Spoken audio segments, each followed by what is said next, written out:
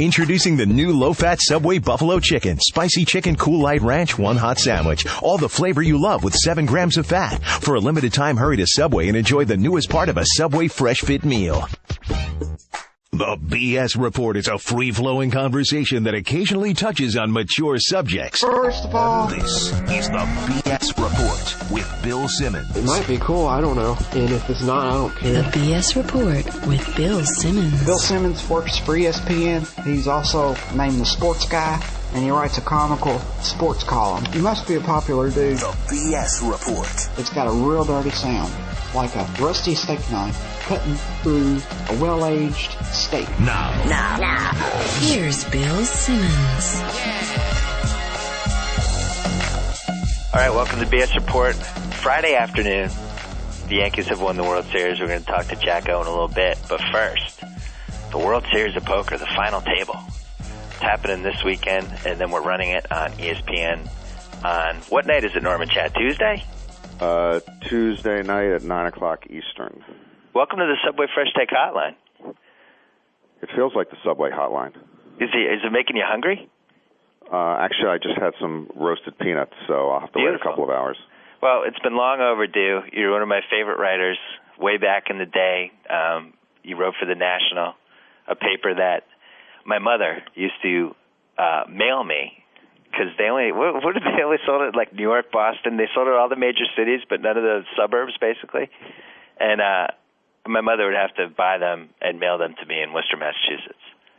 Yeah, they were hard to find. Even in the cities that you mentioned, they were hard to find in the city. Sometimes people would tell me that they would go to buy it. They would open up the box, and it would be like 3-day-old newspaper that was in there. So it was a tough distribution problem. And how did you morph into ESPN's Poker Guy? Because once upon a time, you were the guy writing TV columns making fun of the broadcasters. Yeah, and I still do sometimes, but it's a little harder these days. And I was doing other work for ESPN, both stuff on PTI and some consulting work. And then when they decided to do more poker for 2003, I was pretty much the only person they knew with a gambling problem. So they asked me to consult with the production company that was going to be doing poker, because the production company had never done poker before. So I just consulted with them on how to do the broadcast for several months by conference call and email, and then out of the blue they called me up one day and said, we got an odd question for you. Ever consider doing poker commentary on television? And I remember telling them, I said, geez, Matt, it's every little boy's dream to do poker commentary on TV since they're 5. What are you talking about? It didn't even exist. So they asked me to do it, and I thought about it for a few days and said, sure. And it wasn't much of a big deal because no one knew that poker on television, that people were actually going to watch it. When you were making fun of announcers once upon a time, did you ever imagine that you would actually become an announcer? No, I didn't. I knew it was a possibility, but I never, looked to do television or radio. And I burned I burned so many bridges. There's no way I could come back over to where I was before. And I still burn bridges, and I guess I found another way to get back. Well, is your old book still in print? I don't think so. I mean, I know people ask me about it, and I just direct them to Amazon or Barnes & Noble online or eBay or something. I don't think it's in print. When that generally was, that was almost all about sports television, and I'm sure 1/3 of the chapters had to do with ESPN. So yeah, it's amazing you ended up on ESPN. It is. There's an incredible paper trail to where I'm essentially setting the ESPN campus on fire. And then several years later, I'm in the, campus cafeteria, having a nice BLT. There's one chapter in there you did a 24-hour, what year was that? You did the 24-hour marathon running diary. And by the way, you were the creator of the running diary. Yeah, I got into trouble, Bill, last year when I did another one. I know. Listen, anytime anybody emails me about that, I always email them that I had never, ever seen the timestamp thing before you. But did you create it, or did somebody else do it before you? I'm almost everybody does something before you when you don't think so. I know I just started doing it myself, but I didn't pick it up from anybody else, but I'm sure somebody else did it. And then when I did it last year for my column, I was unaware and would have not have done it. I was unaware that Will Leach in his book had done, watching ESPN for 24 hours. Yeah, but you had already done that, though. Yeah, I know. So when I got a lot of bad email about it, and Will made fun of me, and I just emailed him back that by the way, I did this, in fact, I've been putting off that ESPN column for about 2 or 3 years because I couldn't find a free 24 hours. Yeah. Because I was on the road a lot. And I said, I was going to write this column for the last 2 or 3 years. 2, I didn't know you was in your book. And 3, it's on record. I watched 24 hours for a column, 1991 or 2. I can't remember what year it was. So did you really watch the 24 though, or did you go to sleep and cheat? The first 24 I did in 91 or 92 when I was, stronger and a better mind, I did watch. This time I cheated. This time I actually went to sleep. I forgot what time it started, but I went to sleep like at 2 in the morning and picked it up again around 5:30 in the morning and just, skipped, I think I skipped some health infomercials or something. But I tried to do it as best I could. Well, when I used to read it on the National, and I used to love when you did the timestamp thing, and I think my old column started when I started my old website in like 1997. Like the third column I ever did was a running diary of the NBA draft. At that point, I didn't know what happened to you. You went to the National, then you ended up at Sports Illustrated, and that was unhappy, right? You left within like 6 months. Yeah, I had a 1-year contract to write a weekly column there, but 2 months in, the guy who hired me got fired. The guy who came in said, we're not running this. We're not running this crap. And right. So, yeah, essentially my weekly column became a once every 6-week column at the end of the year I left. And then after that, I didn't know what happened to you. I didn't know where you went. So I was like, well, the timestamp, I guess I'll start doing them. And then you resurfaced. All of a sudden you had a picks column that was syndicated. What year was that? Like somewhere in late 90s. Yeah, actually, that column I started the last year the National was around, and I started writing in the Washington Post then in 1992, and probably started syndicating it in 95 or 6, somewhere in there. Yeah, the Globe picked it up, I'm going to say, it was after I had already started my site, and I was so excited because this is before the Internet. Like, I didn't know what happened to you after the SI thing. And for all I knew, you were like bartending. And all of a sudden you were back and you're doing football picks column. But yeah, thank you because you definitely had a big impact on me. I think when you're a writer in your formative years, you have those 8 or 9 writers that hit you at the right time, and you were definitely one of them for me. You're the first writer that I'd ever read who made fun of announcers. This is something that my friends and I had been talking about nonstop, but yet you would never see in a sports column ever. Like, did you take heat for that originally? Yeah, but it came naturally because it's something I'd been doing since I was in college. Same thing you're doing with your friends. You're sitting around and you're making fun of all the sports announcers, and It's actually more fun than watching the telecast, or they're more annoying or more aggravating. Right. So it just came naturally. And when I first did it at the Washington Post, they reined me in a lot. They thought I was too far out on the edge, and this is why the National was the greatest break in the world for me, because the National just was created out of nothing. So they didn't care what I did at first. There was no circulation. We thought about for 30 for 30. We did think about doing a documentary in the National. That was kind of made like the semifinals of what was going to be in the final cut. I can see it not making the final cut. The semifinals was pretty good. But I don't think nobody under 25 even knows that there was an all sports newspaper that bombed and lost $100 million. Mainly not because it wasn't good, but because of just how screwed up the business side of it was. But then, I think it really was the blueprint for eventually what the mainstream sports websites became, like ESPN.com and SI.com and Yahoo.com. This was a centralized place for all sports information, for features, for columns that were geared toward a national audience, not a local audience. And it really should have worked. Yeah, it had bad timing. You're right. It was a good blueprint, and it just had bad timing. It had a bad business model. And actually, you're right. Actually, I disappeared, and then when I always kept writing, but then the younger 30 crowd, when they occasionally would come across my column, I run into this so many times, not so much the last couple of years as previous years, where I'd get email from people telling me that I essentially was imitating you. Yeah, that I'm a poor man's Bill Simmons, and that's not true. This never sat well with me, but no, it made me. Shouldn't have. The funny thing, Bill, is that it reminded me of I grew up in Washington D.C. and a guy who actually at a local sportscaster level who was ahead of his time was Warner Wolf, who did videotape like nobody else did, and he left. And then George Michael came in, and George Michael was king of he had his syndicated sports machine on Saturday nights or Sunday nights, and then Warner came back years later. to Washington after being in New York. And when he came back, a generation of people had never seen him, and when they saw him doing it, they said, geez, he's taking George Michael's act. Right. And I felt so bad for Warner because Warner invented George Michael's act. Right. And Warner never did well again in Washington because they just said, he's a poor man's George Michael. I don't remember Warner coming back to Washington. Yeah, it didn't last long. He came back to the station that got started, the CBS affiliate there. The same anchors were there. It's no one ever leaves Washington television. It's a great job. So, yeah, Warner came back, I'm saying, sometime in the late 90s, mid-90s. He actually ended up replacing a very good sportscaster who passed away, Glenn Brenner, who was the funniest local sportscaster I'd ever seen, and he died of a brain tumor. And they brought Warner back to replace him, and just it didn't work out. And, Warner might have lost a little off his fastball, but he was still doing the same thing he was doing in the late 60s and early 70s, but people thought he was poaching off of George Michael. Yeah, but the apex for Warner was obviously Rocky IV. What's that? The apex for Warner was obviously Rocky IV. Yeah, actually, the Drago Creed fight. That was great for Warner. He also has an awesome Plays of the Decade special from the 80s. Oh, I've never seen that. That is on YouTube now. You can find it somewhere. But it's like the definitive blooper of the decade, which the whole blooper concept, I don't know, for some reason we enjoyed it more in the 80s than we do now. I still feel like I could enjoy a current blooper special, but I think we enjoyed it more in the 80s than we do now. Yeah, I don't know why. With everything. I feel like would still enjoy it, though. But sometimes, Bill, when I write a timestamp column, that's when I get these emails saying, first of all, when you write them, you have a different space consideration.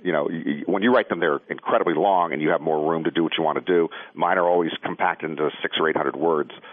I think ours are pretty different. Like the way they read, I think. I think you, as you said, you have the space constraints, and you go for the nuts and bolts kind of, setup delivery, and I'll go into these different weird parentheses, tangents, all that kind of stuff.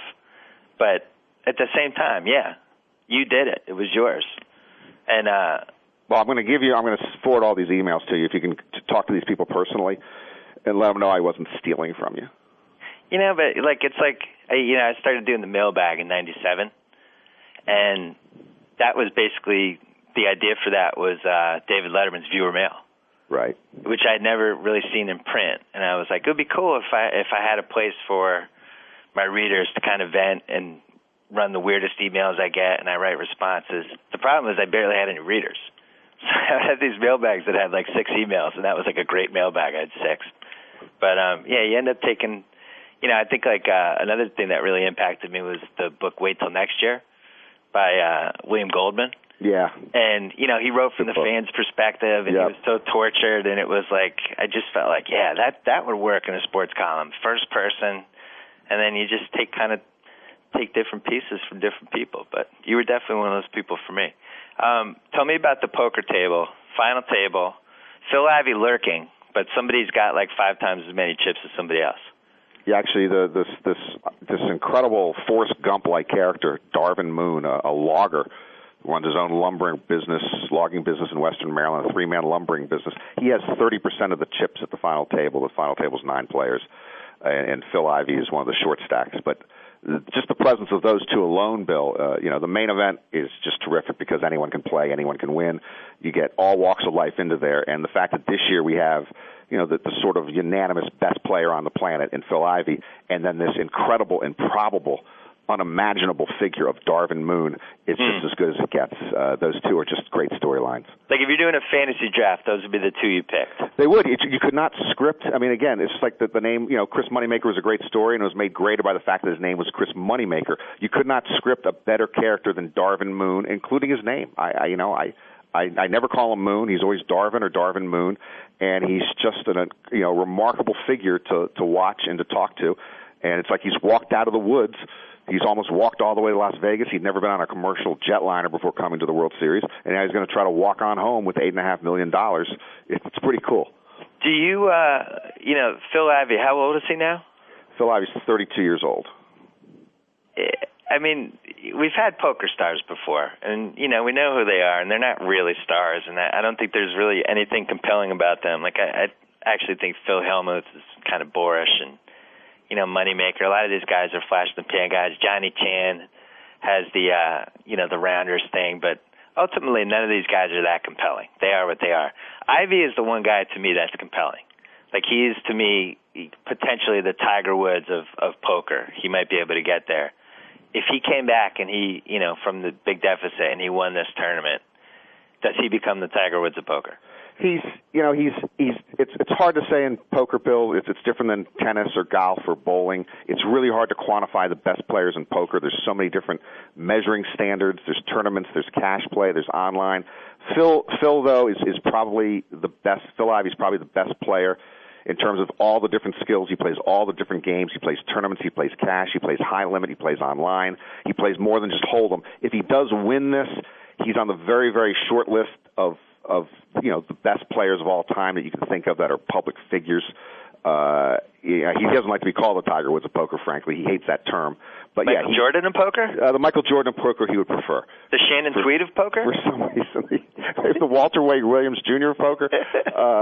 But yeah, he's a compelling figure. You're right. And actually, sometimes he's almost like, I claim he's almost like Sinatra. There's a mysterious quality to him. There's a mystique to him that most people in the poker world don't even know him that well. And when he walks into the room, you don't notice anybody else. When he sits down at the table, your eyes are fixated on him, and he barely says a word at the table sometimes for an hour or two on end. But there's just something fascinating about him and his gambling quality. Yeah, he plays at the highest levels in everything he plays. He walks into a dice table and he'll win or lose, several $100,000 in 15 minutes and then just walk out. Everything he does is for the highest amount of money, and he probably has a gambling problem. Well, I would say there are two factors at work that give him the added mystique. One is that he doesn't wear sunglasses for the most part, right? Correct. He tried it. Actually, he said he wore them once, misread his hand, and then he threw them into the trash can. But thankfully, he does not wear sunglasses ever now. Like to not wear sunglasses at a table, in my opinion, is like a quarterback just deciding he's going to wear Pop Warner pads over the real pads so he can throw the ball more farther.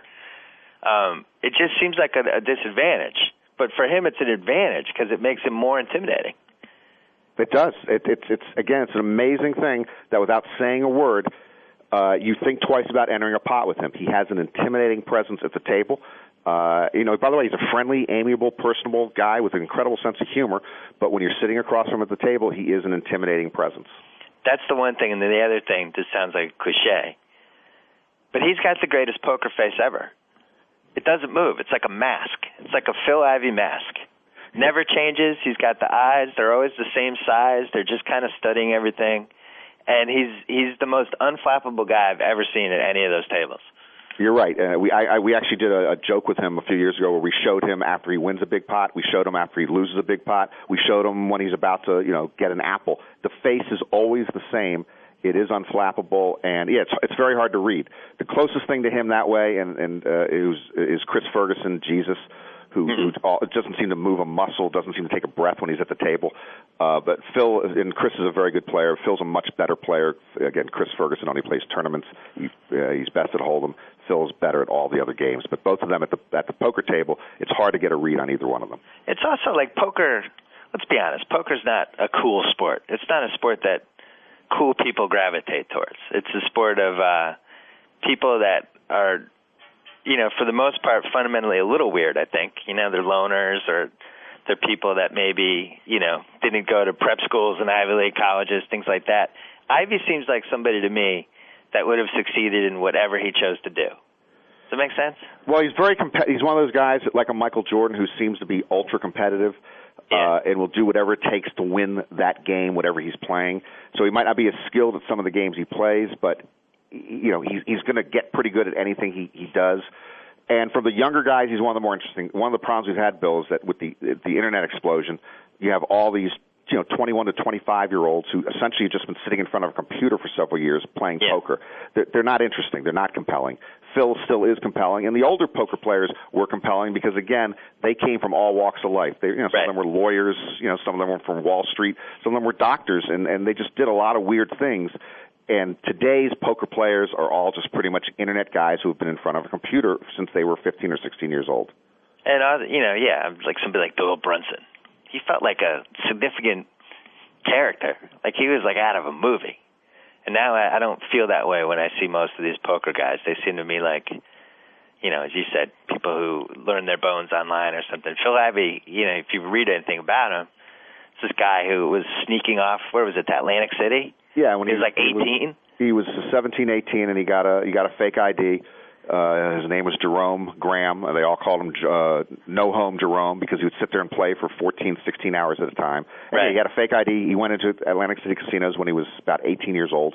You have to be at least 21, and he played underage. And then when he turned 21, he came in and he introduced himself to everybody. Hi, my name is actually Phil. Right. I'm now 21 years old. So that alone is fascinating that he would come in there for 3 or 4 years. He's from a great family. I think his mother's a teacher. It's a white collar family, and he's sneaking off to play at casinos at the age of 17 or 18. It's just fascinating to me. How much money do we think he has? That's more than a $64,000 question. It's a lot of money because forget the fact that if he only played poker, he'd have even more money because he often loses at everything else. Betting. He loves betting sports. He's a big Lakers fan. He loves playing dice. He loses. Most poker players lose at everything else. But even if he didn't play poker, he's one of the founding fathers of Full Tilt, the online site. So he gets a small percentage of Full Tilt's revenues he gets a check every month that would blow away. The numbers would just be ridiculous. Right, so, and there's more than a few guys in that category, correct? Correct. There's a handful of the people who were there at the beginning. Howard Lederer essentially is the almost the founding father of Full Tilt. That guy Eric somebody.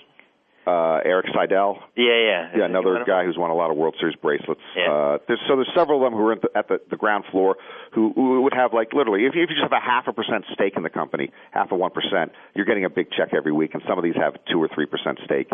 And that alone, it makes you a multimillionaire every year. So Phil has a lot of money to play with. And he obviously plays at the highest. He needs the adrenaline rush. He loves to gamble as much as you can possibly gamble on something. Well, nowadays, with the World Series of Poker, how it's evolved, the most interesting subplot has been that it's really hard for the top guys to actually last because everybody's gunning at them, and they don't even care if they're going to get knocked out. A lot of these guys, they don't know if, why is this guy going all in an hour into my tournament? Do I match him? And it just seems like people are obsessed with just I knocked out Phil Ivey in 2008. Which isn't really technically poker. In your opinion, what is the poker tournament that really tells us who the best player is each year? Yeah, that's hard to say, Bill. In my opinion, the best players are found who are playing at cash poker games. What we grew up playing around the kitchen table or playing social home games. Cash poker is much more skill involved than tournament poker. There's too much luck, too much variance in any one tournament. So it's hard, anybody can make it, you or I can make it through a tournament of 500 people and win just by sheer luck.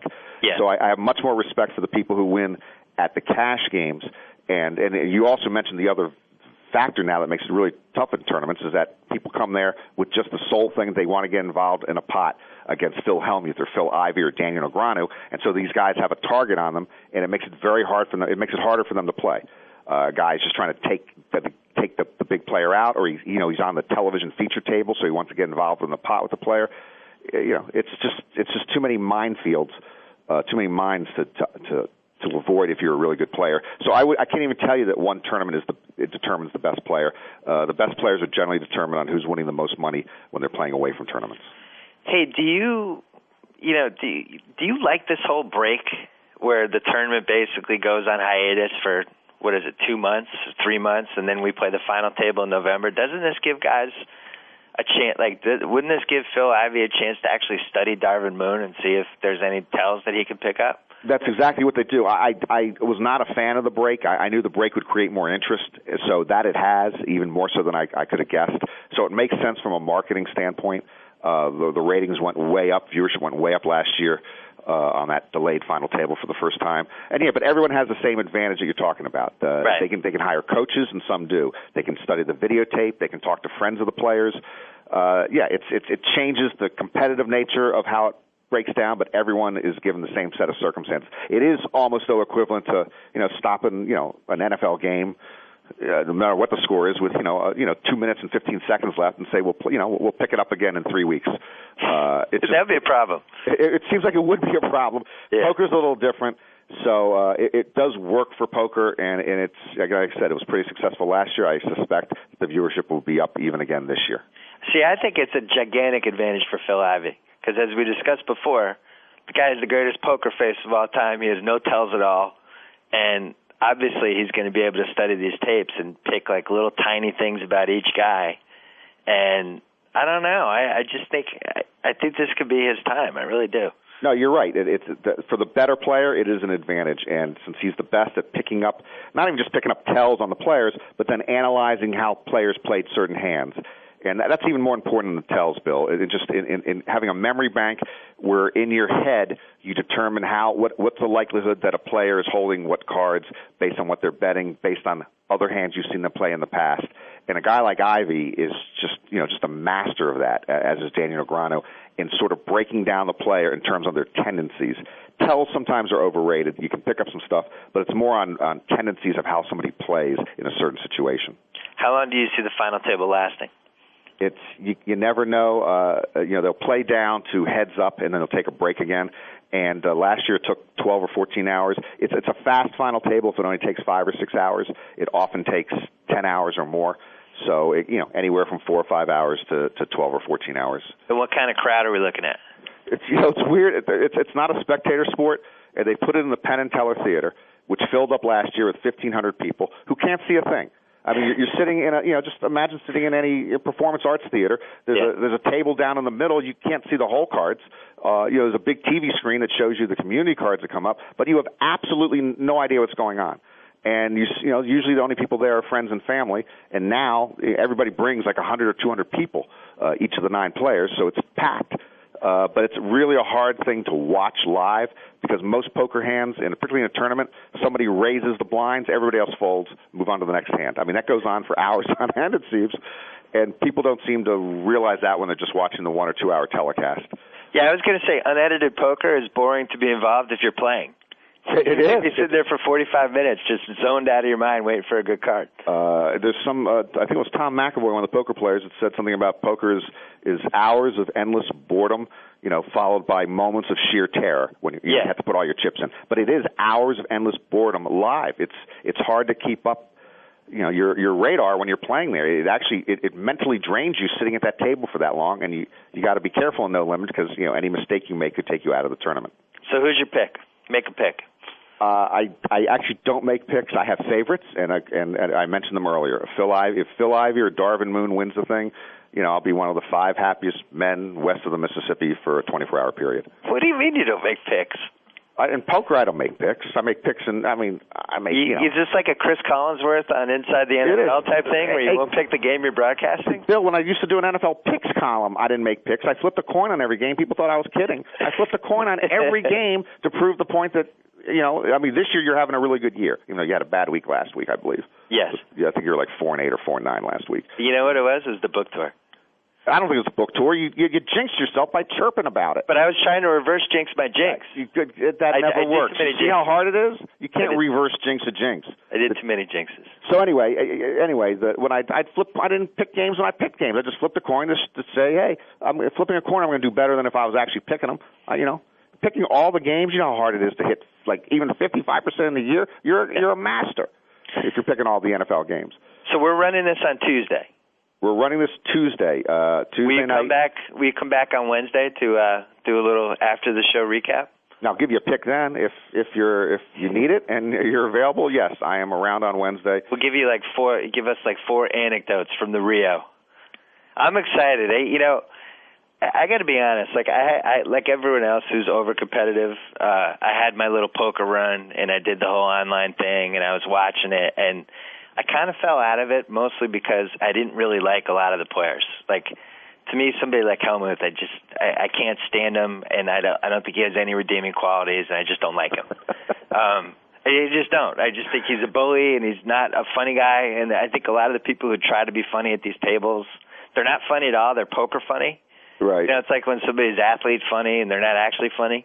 I just had it. Ivy has sucked me back in. I'm glad he sucked you back in. He's the right guy to suck you back in. Well, it's like golf. I was out on golf, and then Tiger showed up, and now I watch every major. But I just think he's really fascinating, so I'm going to be watching the whole thing. Good luck. We'll talk to you on Wednesday. Thanks for coming up. All right. Have a good one, Bill. All right. Now the phone call I've been dreading. Our old friend JackO, Yankee fan, winner of a 27 title. we promised win or lose we would make this call on Friday. We're going to make the call. I do have a little ace up my sleeve that I don't think he's expecting. Might make him mad, but screw it. He's been gloating a lot, so here we go. Let's call him at work on the Subway Fresh Take hotline. JackO. JackO, partners in crime. The Subway Fresh Take hotline.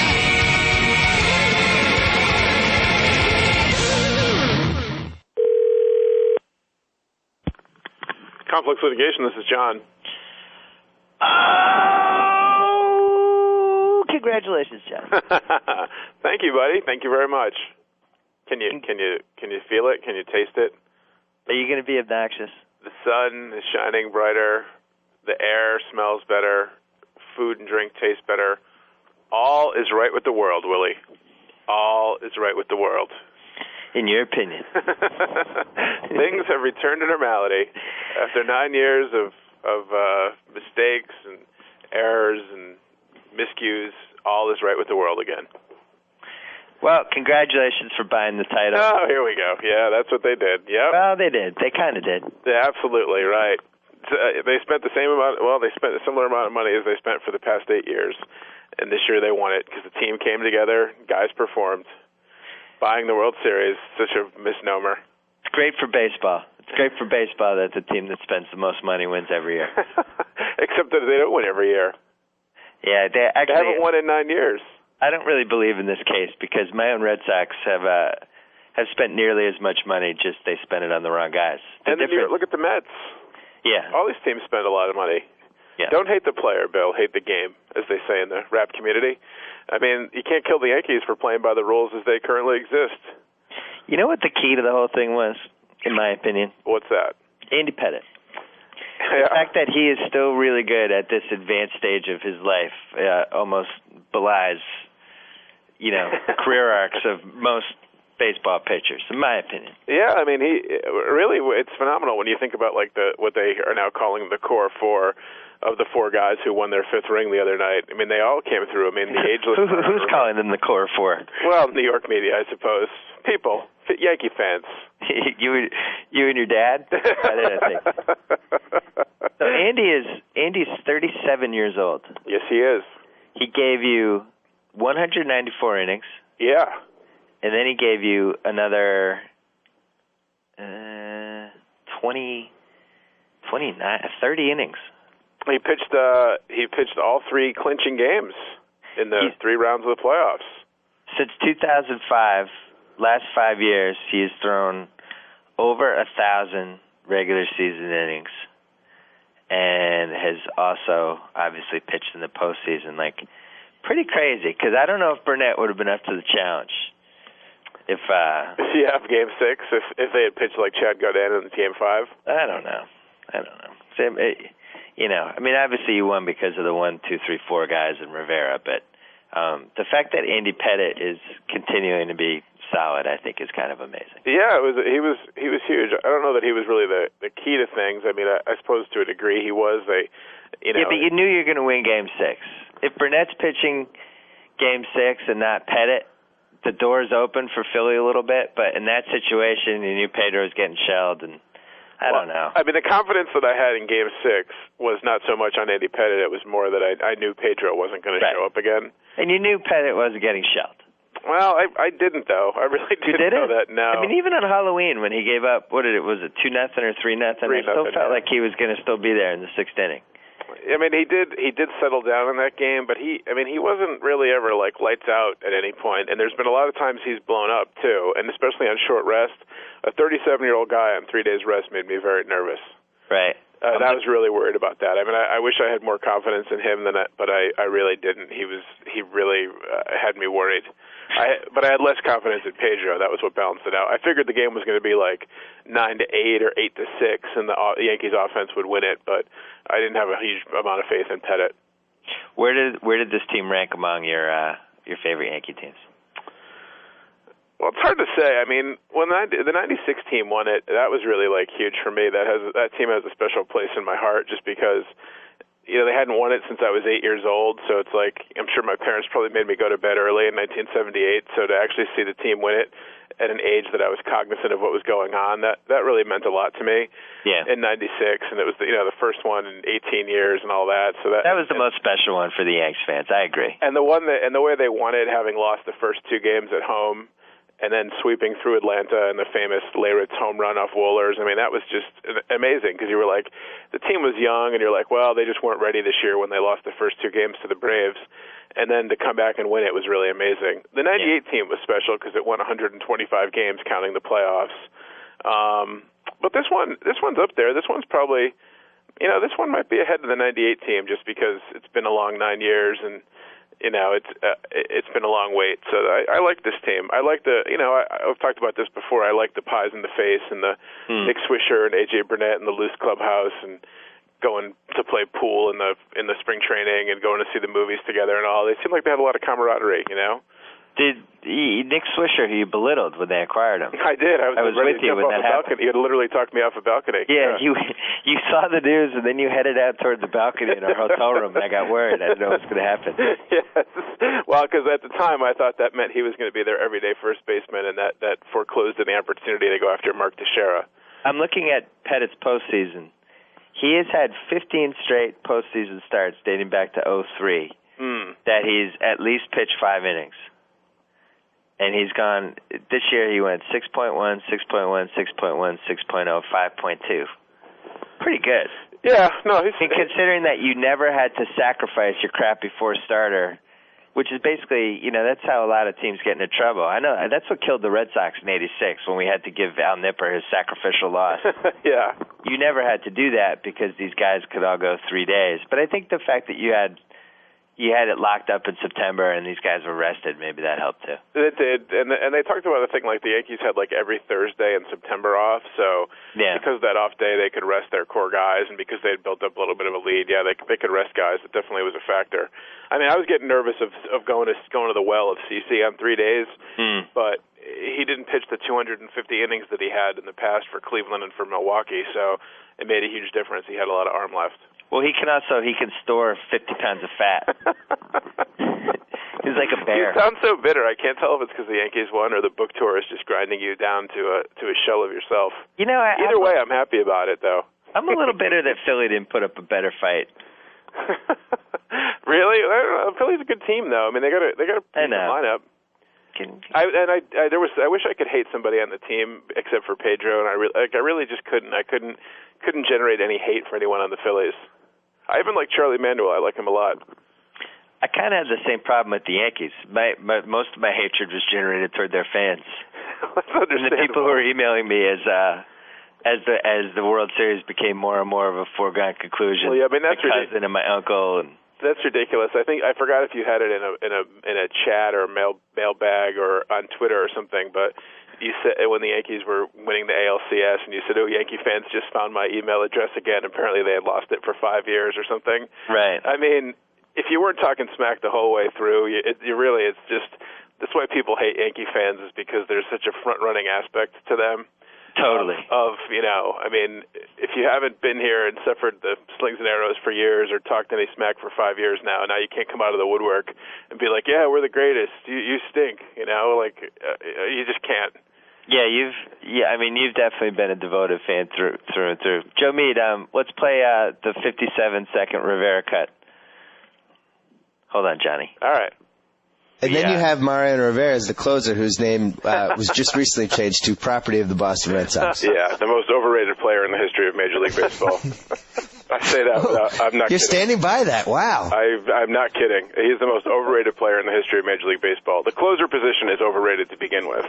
Yeah. But he is so grossly overrated and living on the past from what he did back in '96 when they could end games in the 6th inning because he could pitch the 7th and the 8th and Wetland pitched the 9th. This is a guy that blew the 2001 World Series and has blew the 2004 series to the Red Sox and is so owned by the Red Sox, it's not even funny. In his last 70 appearances, he's blown 12 games to their most hated, heated rival, games that he absolutely has to close down, has to. I don't care that he's great against the Kansas City Royals and is lights out against them. That's great. That's fantastic, Mariano. Can you do one thing against the Red Sox? Wow. Bill, I'm not here to talk about the past.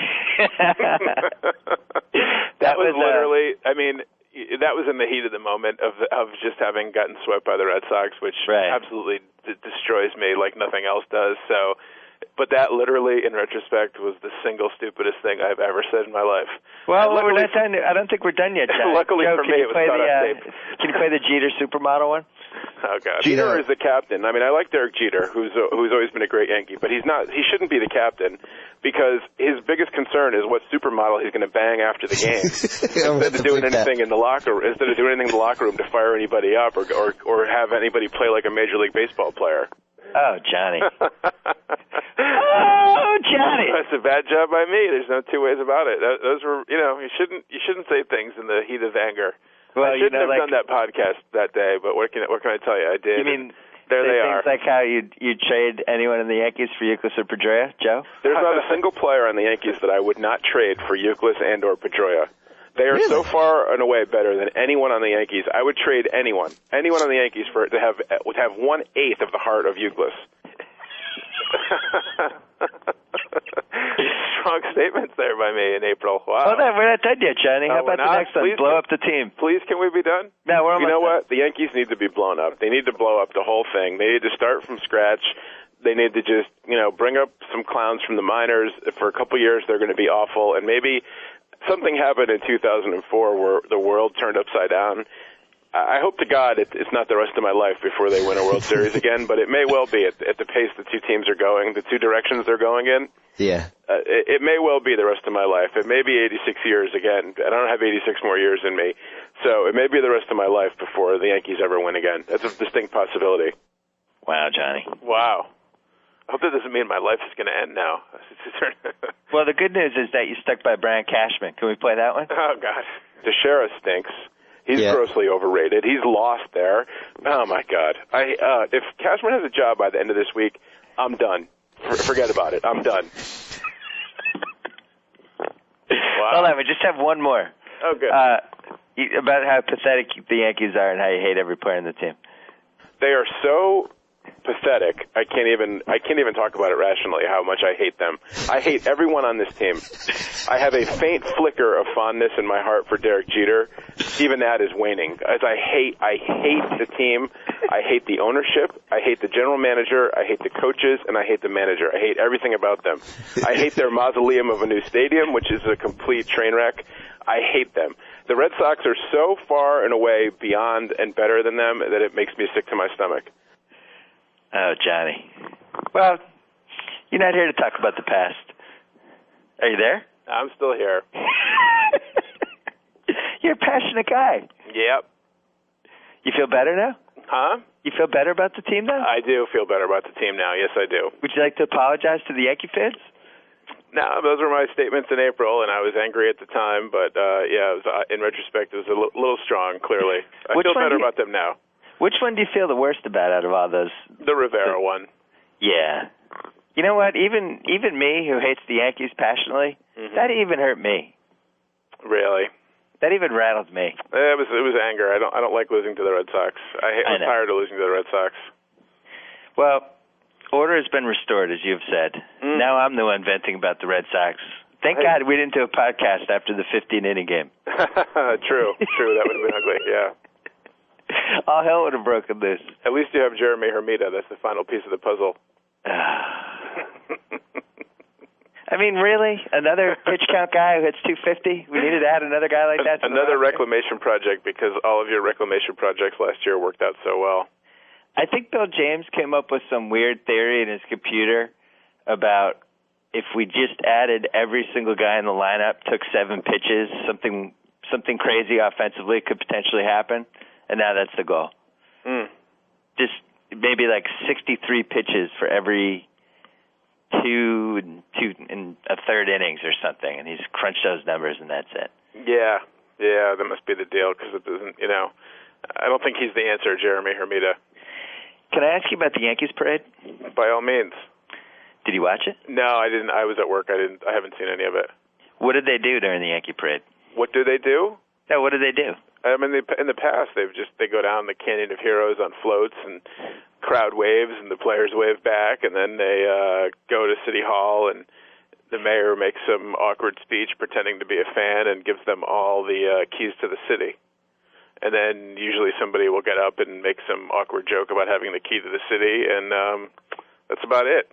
Is Kate Hudson going to be involved? I don't know. It's a good question. A lot of times I think like players' wives are up on the floats with them. I know she's not a player wife, but I don't know. Do you think she's like, what's that girl's name, Minka Kelly? I don't want to be on the same float as Minka Kelly. Do you hear me?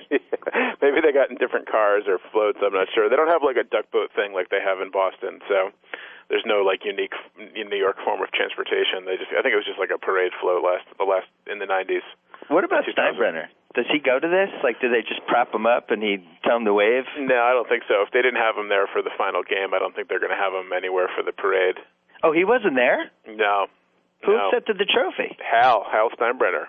Oh, no. And Hank I didn't know that. Hank Steinbrenner was off in the background, and Hal Steinbrenner was like front and center, and then his sister was also sort of front and center. But Hal, and it's funny, everybody all the Steinbrenners were wearing Yankees garb, Yankees jackets, and then they put on the world champion hats. But Hal was just like in a black suit off in the back. I think he was like cupping a cigarette, so you couldn't see him smoking a cigarette on air. It was Hal Steinbrenner that got the trophy, and then all the players did this thing about like how they, Girardi said he had talked to George Steinbrenner, and they had this big thing on the scoreboard where it said like, we did it for George, and they were like, we're going to win one for George. That didn't really ring true to me, since George Steinbrenner is like one of the most dislikable human beings on the planet, and sorry, I like what he's done for the Yankees, obviously, but to be like warm and fuzzy, like let's win this for George, like win one for the Gipper, didn't quite ring true to me in any sort of a sense. In the 70s, when he was like, calling players out in the media and coming down to the locker room and berating them and firing Billy Martin on a whim and calling down to the dugout and everything else. Not really framing Dave Winfield. What's that? In framing Dave Winfield. Right, hiring private eyes to like chase Dave Winfield around and try and find some dirt on him. Yeah, not really like warm and fuzzy. Like, let's do it for him. Yeah. Did Hal Steinbrenner speak, or he just? Oh yeah, when he got the trophy, he was like, the usual platitudes. New York, you're the best fans in the world, and yada, it wasn't like a Jerry Buss's son type speech. No, it was not. No, thank goodness. No, Hal's pretty with it. I think that's why he sort of took over, because he doesn't have the bluster of Hank. He's much more calculating and quiet. So he was like, he was dignified. Well, what do we make of Brian Cashman now? Well, the interesting thing is when they won the ALCS and when they won the World Series, I didn't see a single picture of Brian Cashman. He wasn't there to get the trophy. There was no interviews with him. He wasn't up on the podium either time. Mike Bloomberg, the mayor of New York, was there both times in a Yankee jacket, even though he's a Mets fan. Yeah. And much in evidence, like just praying to be interviewed by somebody. But thankfully he never was. But Brian Cashman was nowhere to be seen. I was wondering, like, if I was like, is somebody in his family sick, or is he sick? Like, why does he have the swine flu? Like, why isn't he here? I read the New York papers, and they did interviews with him in the locker room, but he was not seen at all. Like, I stayed up till after 1 watching the post game on the Yes Network and on ESPN, and he was nowhere to be seen.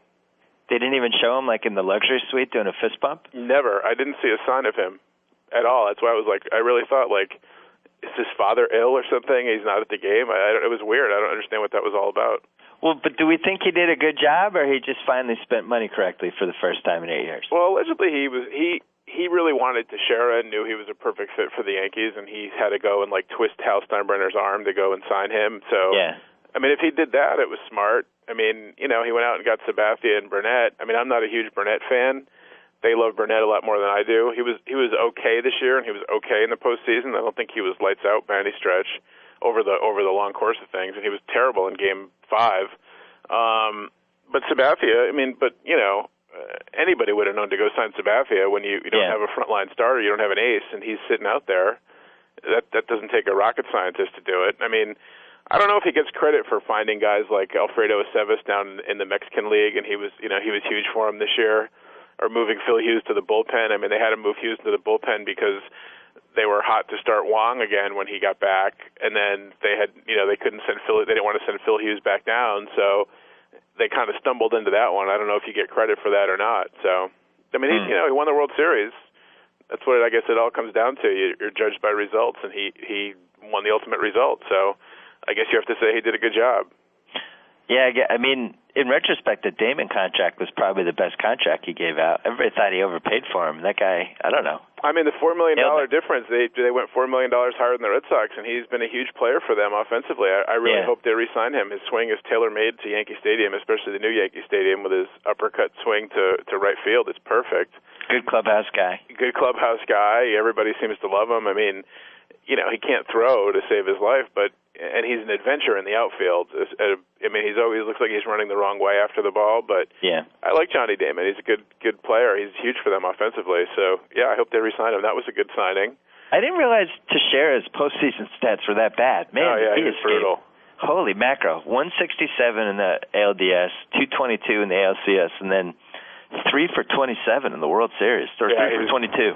He was terrible. And then, mackerel. He was getting a little flack in the New York papers because they were saying how he had a lot of excuses, or he'd have like a lot of buts and talk about like his defense. And his defense was great, but instead of just saying like, I've been, I really got to start hitting the ball, and I got to focus or whatever, some platitudes about like I've got to be better and produce for this team. He was like very like kind of prickly and defensive about it, the fact that he didn't do anything offensively. He was getting a little flack. But then he had the Nathan Sturm cigarette going?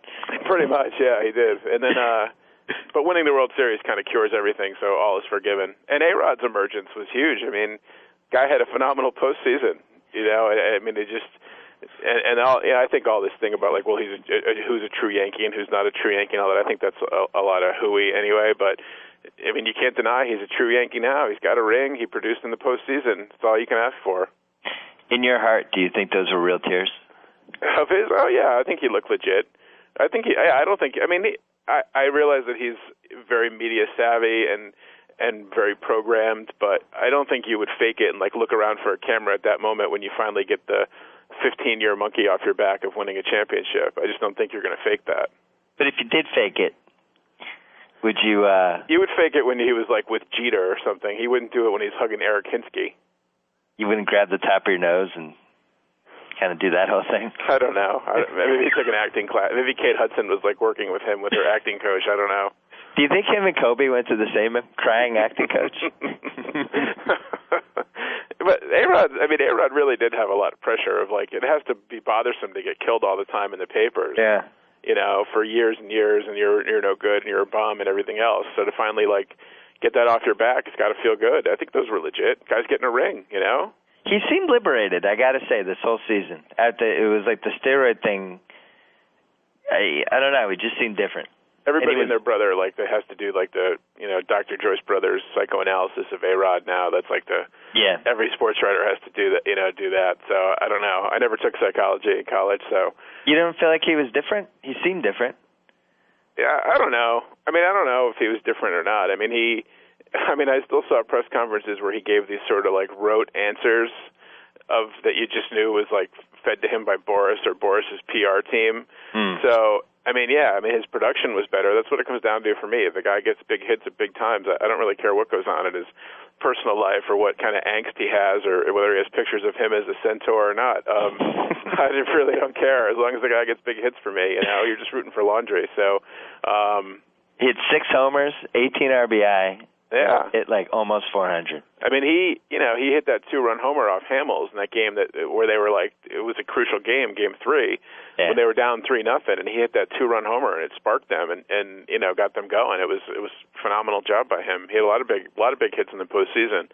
And part of it is I think is they have the lineup now with Teixeira that he doesn't have to be the guy, so he's not like gripping the bat into sawdust, and he can just sort of relax and put up numbers and go from there. What's interesting is, and this happened with John Elway and this happened with Peyton Manning, is that you think of like the amount of words that were said and written about somebody as a postseason guy and he can't come through in the clutch and all that crap, and then it happens and it just kind of vanishes. Yeah, exactly. Like Peyton Manning, no one ever talks about that with never. Peyton Manning It's anymore. never mentioned again. John Elway, right. 15 years of him. Well, he can't win the big one, and then he wins it, and it's just never. It must be such a relief for these guys. And, I mean, John Elway couldn't win it until he got Terrell Davis, and they had a running game. And A-Rod, I guess, couldn't win it until he had another big bat in the lineup. Giambi never was the guy, and they got Teixeira, and he provided enough protection or took enough pressure off of him that he was able to do it. So I don't know who Peyton Manning got. A defense, I guess, to win it that year. But were you more excited that the Yankees won the World Series or that Ozzie Guillen was one of the commentators for it? Normally TV shows are on like a 7-second delay, but with Ozzie, I think they were on like a 27-second delay.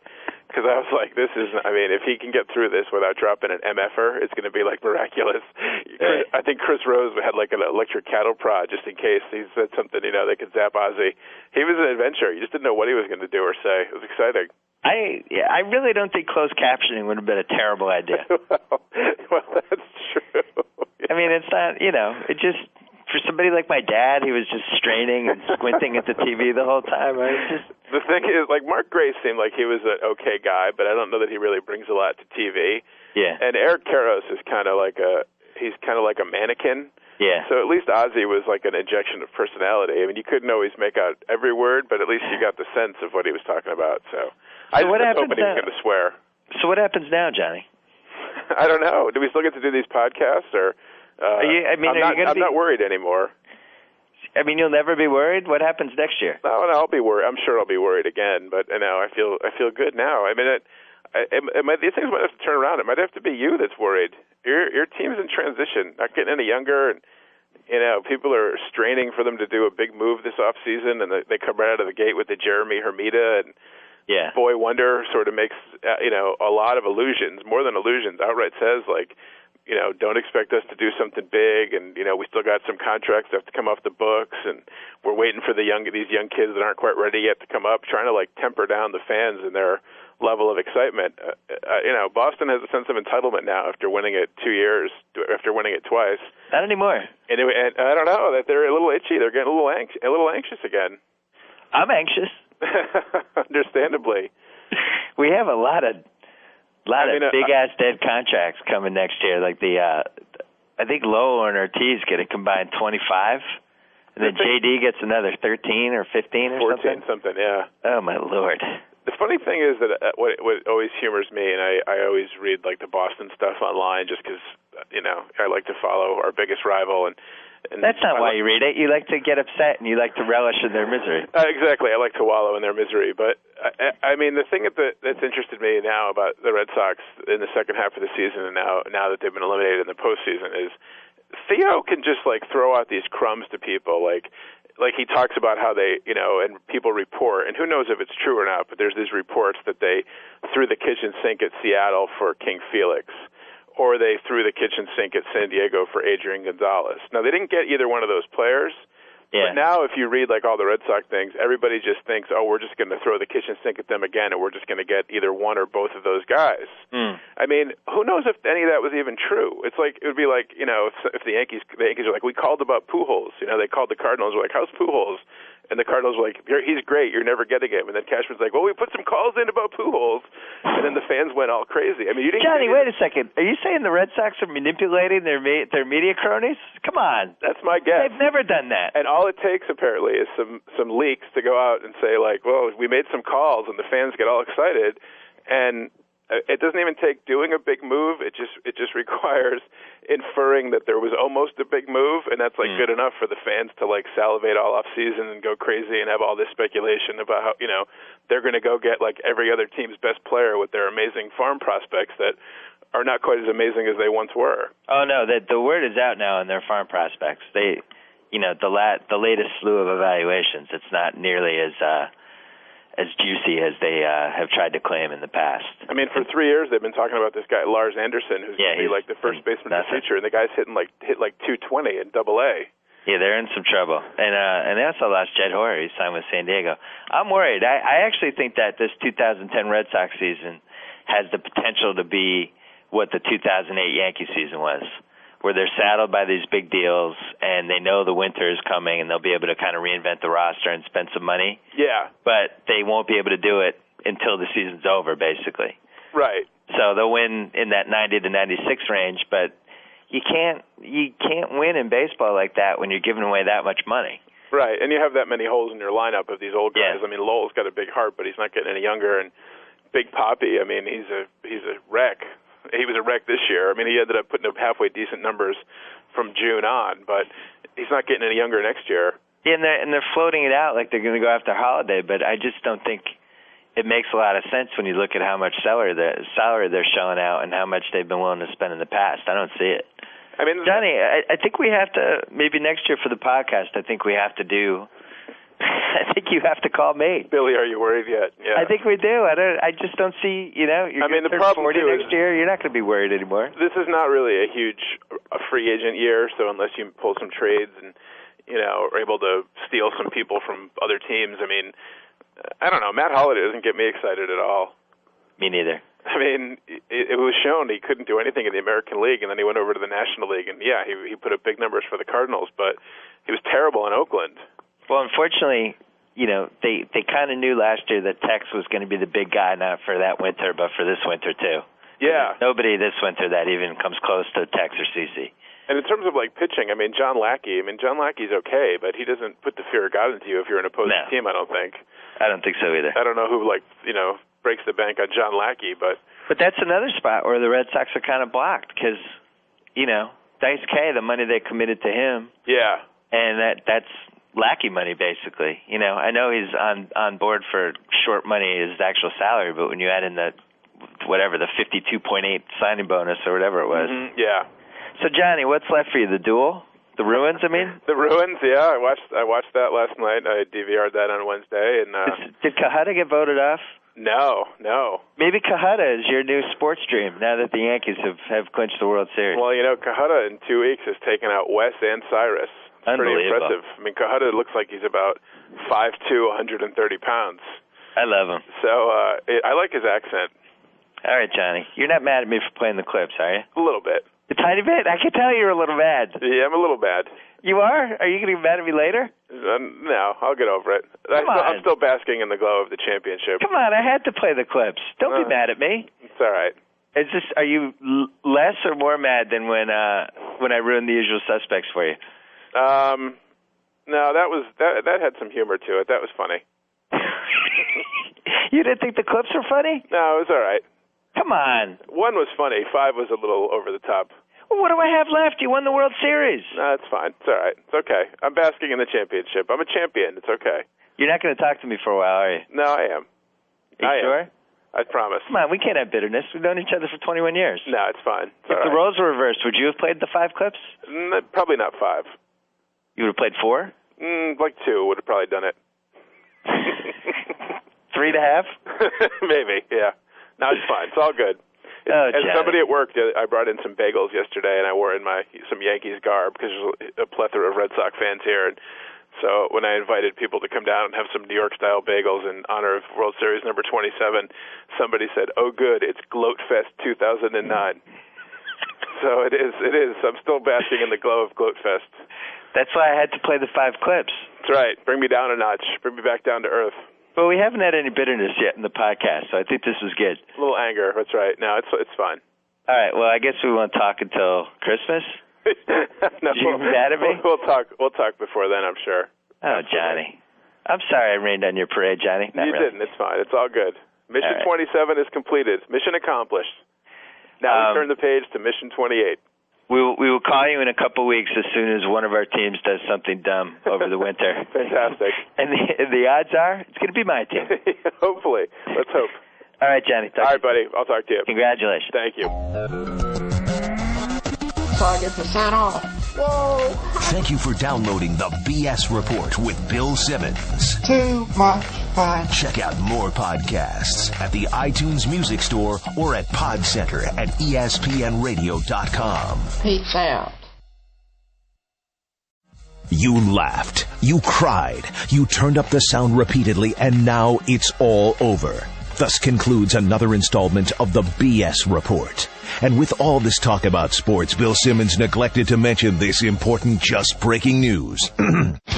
The $5 footlong anthem rolls on with Subway everyday value. So many of your Subway favorites are $5 footlongs, like the Taste-tacular Spicy Italian $5 footlong and the Pile Ridiculously High BLT $5 footlong, both made to your order on the freshly baked bread of your choice.